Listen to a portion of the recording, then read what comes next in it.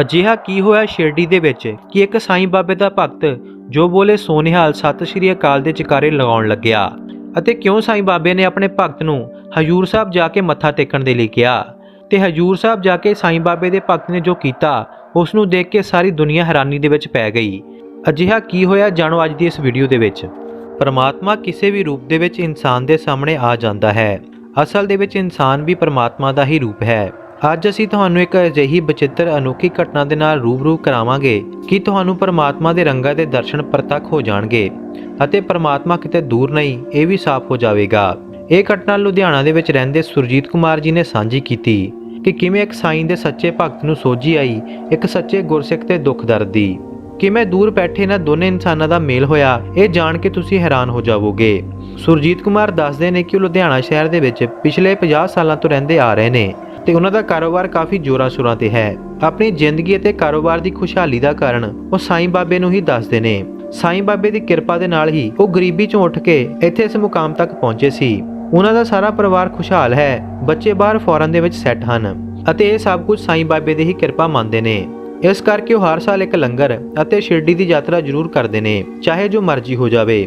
ਸੁਰਜੀਤ ਕੁਮਾਰ ਜੀ ਕਹਿੰਦੇ ਨੇ ਕਿ ਹਰ ਸਾਲ ਸਾਈਂ ਬਾਬਾ ਸਾਨੂੰ ਬੁਲਾ ਲੈਂਦੇ ਨੇ, ਪਰ ਇਸ ਵਾਰ ਸ਼ਾਇਦ ਸਾਈਂ ਬਾਬੇ ਨੂੰ ਕੁਝ ਹੋਰ ਹੀ ਮਨਜ਼ੂਰ ਸੀ। ਮੈਂ ਪਹਿਲਾਂ ਹੀ ਟਿਕਟ ਬੁੱਕ ਕਰਵਾ ਲਈ ਸੀ ਜੋ ਕਿ ਕਨਫਰਮ ਵੀ ਹੋ ਚੁੱਕੀ ਸੀ। ਮੇਰੀ ਪਤਨੀ ਮੇਰੇ ਨਾਲ ਨਹੀਂ ਜਾਣਾ ਚਾਹੁੰਦੀ ਸੀ, ਸੋ ਮੈਂ ਆਪਣੇ ਇੱਕ ਰਿਸ਼ਤੇਦਾਰ ਦੇ ਨਾਲ ਜਾਣ ਦਾ ਪਲਾਨ ਬਣਾ ਲਿਆ। ਸਾਰੀਆਂ ਤਿਆਰੀਆਂ ਹੋ ਚੁੱਕੀਆਂ ਸੀ, ਪਰ ਜਾਣ ਤੋਂ 2 ਦਿਨ ਪਹਿਲਾਂ ਹੀ ਮੇਰੇ ਸੁਪਨੇ ਦੇ ਵਿੱਚ ਸਾਈਂ ਬਾਬਾ ਨੇ ਦਰਸ਼ਨ ਦਿੱਤੇ ਤੇ ਕਿਹਾ ਕਿ ਇਸ ਵਾਰ ਮੇਰੇ ਕੋਲ ਨਾ ਆਈ। ਸੋ ਜਾਗ ਖੁੱਲੀ ਤਾਂ ਪਤਾ ਨਹੀਂ ਲੱਗ ਰਿਹਾ ਸੀ ਕਿ ਖੁਸ਼ ਹੋਵਾਂ ਜਾਂ ਫਿਰ ਉਦਾਸ, ਕਿਉਂਕਿ ਮੈਨੂੰ ਸਾਈਂ ਬਾਬਾ ਜੀ ਨੇ ਦਰਸ਼ਨ ਵੀ ਦਿੱਤੇ ਸੀ ਪਰ ਸ਼ਿਰਡੀ ਆਉਣ ਤੋਂ ਮਨਾ ਵੀ ਕਰ ਦਿੱਤਾ ਸੀ। ਕੁਝ ਵੀ ਸਮਝ ਨਾ ਲੱਗਿਆ, ਪਰ ਮੈਂ ਸੋਚਿਆ ਕਿ ਇਹ ਤਾਂ ਇੱਕ ਸੁਪਨਾ ਸੀ, ਸੋ ਇਸ ਕਰਕੇ ਮੈਂ ਇਸ ਨੂੰ ਇਗਨੋਰ ਕਰ ਦਿੱਤਾ। ਪਰ ਅਗਲੇ ਦਿਨ ਫਿਰ ਉਹੀ ਹੋਇਆ। ਸੁਪਨੇ ਦੇ ਵਿੱਚ ਸਾਈਂ ਬਾਬੇ ਨੇ ਆ ਕੇ ਕਿਹਾ ਕਿ ਸ਼ਿਰਡੀ ਨਾ ਆਈ। ਮੈਨੂੰ ਬਹੁਤ ਅਜੀਬ ਲੱਗਿਆ। ਇਸ਼ਾਰਾ ਤਾਂ ਮਿਲ ਰਿਹਾ ਸੀ ਪਰ ਸੱਚ ਮੰਨਣ ਦੇ ਵਿੱਚ ਮੁਸ਼ਕਿਲ ਹੋ ਰਹੀ ਸੀ। ਪਰ ਮੇਰੇ ਅੰਦਰ ਇੱਕ ਗੱਲ ਆ ਚੁੱਕੀ ਸੀ ਕਿ ਮੈਂ ਜ਼ਰੂਰ ਜਾਣਨਾ ਹੈ ਕਿ ਸਾਈਂ ਮੈਨੂੰ ਆਉਣ ਤੋਂ ਕਿਉਂ ਤੇ ਕਿਸ ਦੇ ਕਾਰਨ ਮਨਾ ਕਰ ਰਹੇ ਨੇ। ਕਿਤੇ ਇੱਕ ਵਹਿਮ ਦੇ ਵਿੱਚ ਹੀ ਮੈਂ ਆਪਣੀ ਯਾਤਰਾ ਨਾ ਖਰਾਬ ਕਰ ਬੈਠਾ। ਮੈਂ ਜਾਣ ਦਾ ਫੈਸਲਾ ਕੀਤਾ।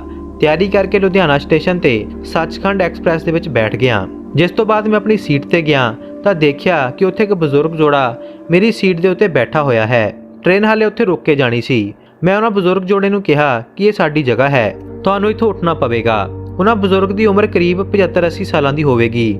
ਮੇਰੇ ਦਿਲ ਨੂੰ ਇੱਕ ਬੜਾ ਜ਼ੋਰਦਾਰ ਝਟਕਾ ਲੱਗਿਆ ਜਦੋਂ ਉਸ ਬਜ਼ੁਰਗ ਨੇ ਕਿਹਾ ਕਿ ਪੁੱਤ ਸਾਨੂੰ ਨਾ ਉਠਾ, ਮੈਂ ਆਪਣੇ ਗੁਰੂ ਦੇ ਕੋਲ ਜਾਣਾ ਹੈ। ਇੱਕ ਇਸ਼ਾਰਾ ਤਾਂ ਮੈਂ ਸਮਝ ਚੁੱਕਿਆ ਸੀ, ਪਰ ਮੈਂ ਉਹਨਾਂ ਨੂੰ ਪੁੱਛਿਆ ਕਿ ਬਜ਼ੁਰਗੋ ਤੁਸੀਂ ਟਿਕਟ ਨਹੀਂ ਕਰਵਾਈ?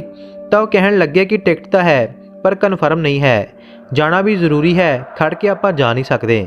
ਮੈਂ ਸਾਰੀ ਗੱਲ ਜਾਣਨ ਵਾਸਤੇ ਉਹਨਾਂ ਦੇ ਕੋਲ ਬੈਠ ਗਿਆ। ਬਜ਼ੁਰਗਾਂ ਨੇ ਦੱਸਿਆ ਕਿ ਮੈਂ ਅੰਮ੍ਰਿਤਸਰ ਸਾਹਿਬ ਦੇ ਕੋਲ ਇੱਕ ਪਿੰਡ ਦਾ ਨਿਵਾਸੀ ਹਾਂ। ਮੇਰਾ ਨਾਮ ਸੁਰਜੀਤ ਸਿੰਘ ਹੈ ਤੇ ਇਹ ਮੇਰੀ ਪਤਨੀ ਹੈ ਜੋ ਕਿਸੇ ਵੀ ਵੇਲੇ ਇਸ ਦੁਨੀਆ ਨੂੰ ਛੱਡ ਸਕਦੀ ਹੈ। ਮੇਰੇ 2 ਪੁੱਤਰ ਸੀ ਜੋ ਮਰ ਚੁੱਕੇ ਨੇ। ਹੁਣ ਆਪਾਂ ਹੀ ਇੱਕ ਦੂਜੇ ਦਾ ਸਹਾਰਾ ਹਾਂ। ਮੇਰੀ ਪਤਨੀ ਕਾਫੀ ਸਮੇਂ ਤੋਂ ਬਿਮਾਰ ਚੱਲ ਰਹੀ ਹੈ ਤੇ ਉਸ ਦੀ ਇੱਕੋ ਇੱਕ ਇੱਛਾ ਹੈ ਕਿ ਉਹ ਹਜੂਰ ਸਾਹਿਬ ਗੁਰੂ ਗੋਬਿੰਦ ਸਿੰਘ ਜੀ ਦੇ ਚਰਨਾਂ ਦੇ ਵਿੱਚ ਜਾ ਕੇ ਆਪਣੇ ਪ੍ਰਾਣ ਤਿਆਗਣਾ ਚਾਹੁੰਦੀ ਹੈ। ਹੁਣ ਇਸੇ ਉਮਰੇ ਹੋਰ ਤਾਂ ਕੁਝ ਨਹੀਂ ਕਰ ਸਕਦਾ, ਪਰ ਆਪਣੀ ਪਤਨੀ ਦੀ ਆਖਰੀ ਇੱਛਾ ਤਾਂ ਜ਼ਰੂਰ ਪੂਰੀ ਕਰ ਸਕਦਾ ਹਾਂ, ਕਿਉਂਕਿ ਜਦੋਂ ਦੇ ਮੇਰੇ ਪੁੱਤਰਾਂ ਦੀ ਮੌਤ ਹੋਈ ਹੈ ਇਹ ਬਿਲਕੁਲ ਟੁੱਟ ਚੁੱਕੀ ਹੈ। ਟਿਕਟ ਬੁੱਕ ਕਰਾਈ ਸੀ ਪਰ ਸੀਟ ਕਨਫਰਮ ਨਹੀਂ ਹੋਈ। ਪਤਾ ਨਹੀਂ ਟਿਕਟ ਕਦੋਂ ਕਨਫਰਮ ਹੋਵੇਗੀ ਤੇ ਸ਼ਾਇਦ ਇੰਨਾ ਸਮਾਂ ਮੇਰੀ ਪਤਨੀ ਦੇ ਕੋਲ ਨਹੀਂ ਸੀ ਤੇ ਨਾ ਹੀ ਸ਼ਾਇਦ ਮੇਰੇ ਕੋਲ ਹੈ।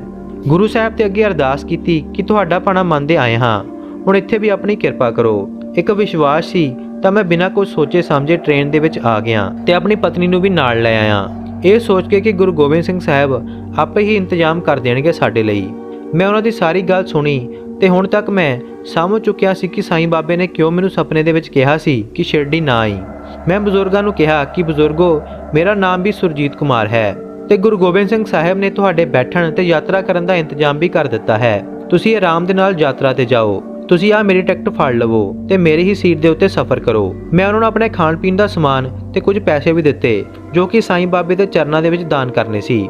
ਬਜ਼ੁਰਗਾਂ ਨੂੰ ਕਿਹਾ ਕਿ ਤੁਸੀਂ ਹਜੂਰ ਸਾਹਿਬ ਜਾਓ, ਦਰਸ਼ਨ ਕਰੋ, ਆਪਣੀ ਵਾਈਫ ਦੀ ਇੱਛਾ ਪੂਰੀ ਕਰੋ, ਕਿਉਂਕਿ ਉਹਨਾਂ ਦੀ ਪਤਨੀ ਸੀਟ ਦੇ ਉੱਤੇ ਲੇਟੀ ਹੋਈ ਸੀ ਜੋ ਕਿ ਕਾਫੀ ਖਰਾਬ ਹਾਲਤ ਦੇ ਵਿੱਚ ਸੀ। ਤੇ ਮੈਂ ਉਹਨਾਂ ਨੂੰ ਕਿਹਾ ਕਿ ਗੁਰੂ ਸਾਹਿਬ ਤੁਹਾਡੀ ਉਡੀਕ ਕਰ ਰਹੇ ਨੇ। ਮੈਂ ਉੱਥੋਂ ਆ ਗਿਆ। ਇਹ ਵੀ ਵਿਸ਼ਵਾਸ ਹੋ ਗਿਆ ਕਿ ਸਾਈਂ ਬਾਬੇ ਨੇ ਸੱਚ ਵਿੱਚ ਹੀ ਮੈਨੂੰ ਦਰਸ਼ਨ ਦਿੱਤੇ ਸੀ।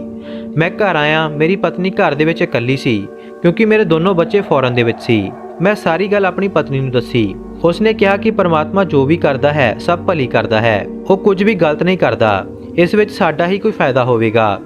ਇੰਨੀ ਗੱਲ ਕਰਕੇ ਕੁਝ ਸਮੇਂ ਬਾਅਦ ਮੇਰੀ ਪਤਨੀ ਵਾਸ਼ਰੂਮ ਗਈ। ਸਮਾਂ ਕਾਫੀ ਹੋ ਗਿਆ, ਉਹ ਵਾਸ਼ਰੂਮ ਚੋਂ ਬਾਹਰ ਹੀ ਨਹੀਂ ਆਈ। ਮੈਨੂੰ ਸ਼ੱਕ ਹੋਇਆ ਤਾਂ ਮੈਂ ਉਸ ਨੂੰ ਆਵਾਜ਼ ਲਗਾਈ, ਪਰ ਕੋਈ ਜਵਾਬ ਨਹੀਂ ਆਇਆ। ਮੈਂ ਦਰਵਾਜ਼ਾ ਵੀ ਖੜਕਾਇਆ, ਪਰ ਕੋਈ ਜਵਾਬ ਨਹੀਂ ਆਇਆ। ਮੈਂ ਦਰਵਾਜ਼ਾ ਤੋੜਿਆ ਤਾਂ ਮੇਰੀ ਪਤਨੀ ਡਿੱਗੀ ਪਈ ਸੀ। ਸ਼ਾਇਦ ਉਸ ਨੂੰ ਅਟੈਕ ਆ ਚੁੱਕਿਆ ਸੀ। ਮੈਂ ਉਸ ਨੂੰ ਚੁੱਕਿਆ ਤੇ ਹਸਪੀਟਲ ਲੈ ਗਿਆ। ICU ਦੇ ਵਿੱਚ 4 ਦਿਨ ਰੱਖਿਆ ਗਿਆ, ਜਿਸ ਤੋਂ ਬਾਅਦ ਉਹ ਨਾਰਮਲ ਹੋਈ। ਡਾਕਟਰਾਂ ਨੇ ਦੱਸਿਆ ਕਿ ਜੇਕਰ ਥੋੜੀ ਵੀ ਦੇਰ ਹੋ ਜਾਂਦੀ ਤਾਂ ਉਸ ਦੀ ਜਾਨ ਵੀ ਜਾ ਸਕਦੀ ਸੀ। ਹੁਣ ਮੈਂ ਸੋਚਿਆ ਕਿ ਜੋ ਵੀ ਪਰਮਾਤਮਾ ਕਰਦਾ ਹੈ ਸਾਡੀ ਭਲੀ ਹੀ ਕਰਦਾ ਹੈ, ਕਿਉਂਕਿ ਜੇਕਰ ਮੈਂ ਸ਼ਿਰਡੀ ਚਲਾ ਜਾਂਦਾ ਤਾਂ ਸ਼ਾਇਦ ਉਹ ਬਜ਼ੁਰਗ ਜੋੜੇ ਦੀ ਇੱਛਾ ਵੀ ਨਾ ਪੂਰੀ ਹੁੰਦੀ ਤੇ ਇੱਥੇ ਮੇਰੀ ਪਤਨੀ ਇਸੇ ਤਰ੍ਹਾਂ ਵਾਸ਼ਰੂਮ ਦੇ ਵਿੱਚ ਪਈ ਰਹਿੰਦੀ ਤੇ 10 ਦਿਨਾਂ ਤੱਕ ਮੈਨੂੰ ਖਬਰ ਤੱਕ ਨਹੀਂ ਮਿਲਦੀ।